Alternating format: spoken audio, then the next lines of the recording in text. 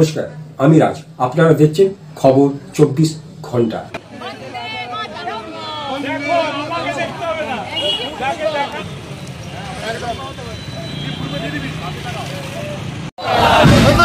তিরঙ্গা যাত্রা কিসের জন্য?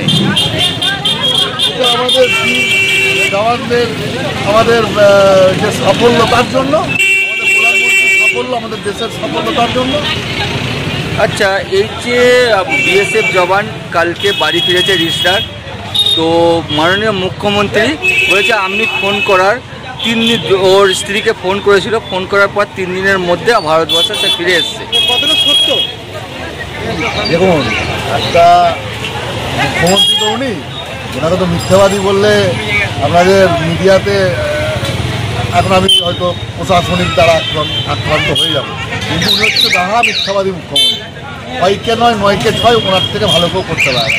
ডাহাগত আছেন 22 তারিখে যেভাবে আমাদের হিন্দু দেখে দেখে মারা হয়েছিল সিঁদুর, এবং সেই সিঁদুরের বদলা সিঁদুর নিতে আজ আমাদের যশস্বী প্রধানমন্ত্রী নরেন্দ্র মোদীজি তার সৈনিকদের কাজে লাগানো হয়েছিল এবং সেই বদলা নিয়েছে।